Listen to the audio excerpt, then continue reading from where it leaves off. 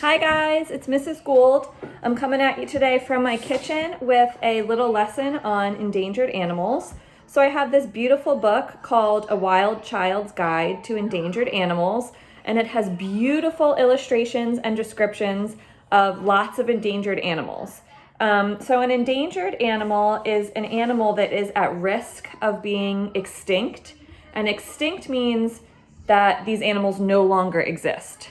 So an example of an animal that is already extinct would be like a saber-toothed cat, which is like a big cat, kind of looked like a lion or a tiger with these really long, sharp teeth coming out of the front of its mouth. So that's an animal that used to exist and now it doesn't anymore because it is extinct. So there are 3 animals in this book that I'm going to read to you about: the wandering albatross, the horned marsupial frog, and the illipica. So I'm going to show you illustrations of these animals, read about them, and then all I want you to do today is leave me a comment telling me which was your favorite. So let's start with the wandering albatross. There it is. And it says, asleep in mid-air. So let's hear. Of the 22 species of albatross, the wandering albatross is the long-distance champion. By the age of 50, a single bird may have flown the equivalent of nearly 149 times around the globe. Using the techniques of dynamic soaring and slope soaring, it can glide hundreds of miles in one day without a single flap of its wings.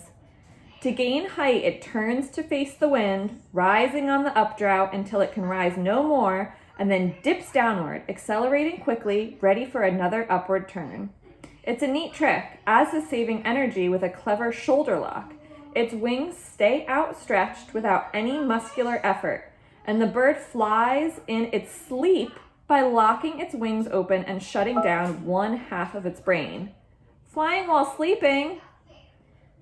The wandering albatross comes ashore only to breed, and it mates only once every 2 years, having just a single chick.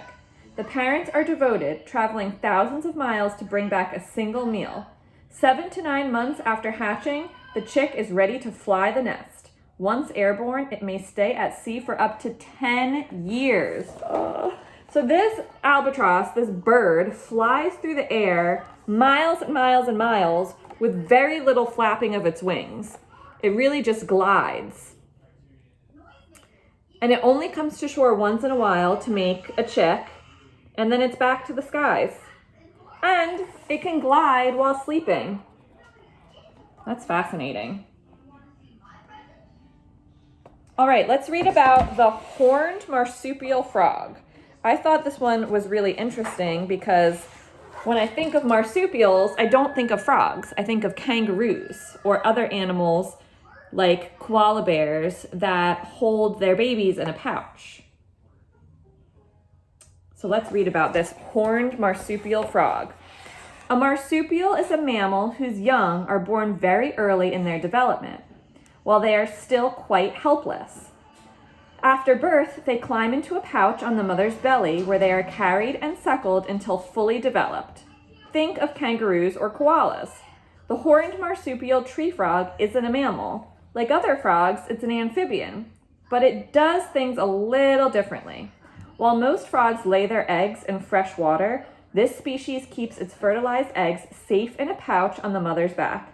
They are pushed into the pouch by the male, where they remain protected from the mouths of hungry predators while they develop into tadpoles, then froglets, emerging fully formed 60 to 80 days later, little horns and all.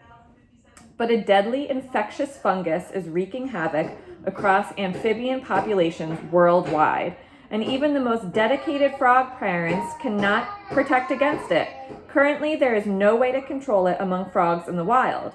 Thankfully, in Panama, there is a breeding program that aims to safeguard a future for these tree-dwelling frogs, who evolved their marsupial-like behavior 40 million to 16 million years ago to become the ultimate bodyguards for their defenseless young.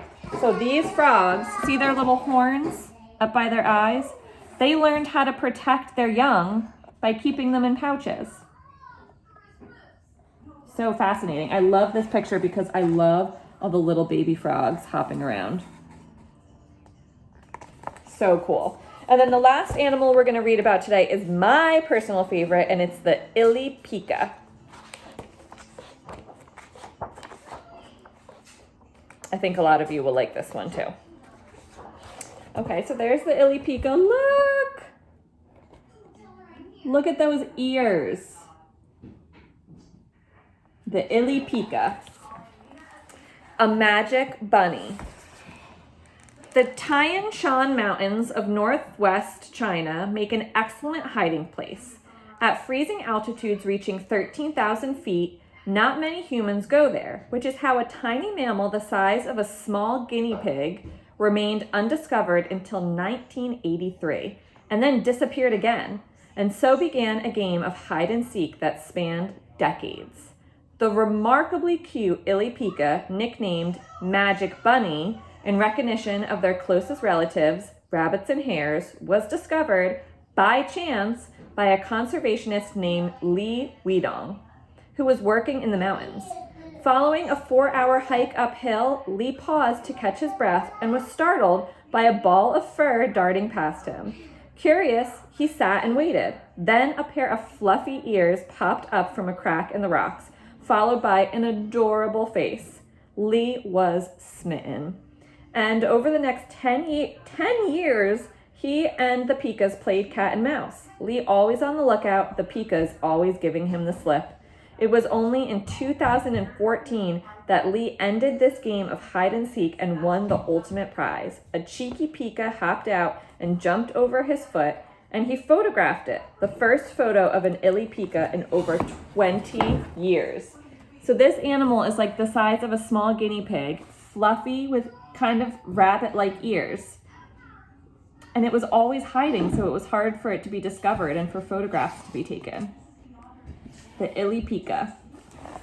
Oh, and I've got a friend here. Here's Minnow hopping up to say hi.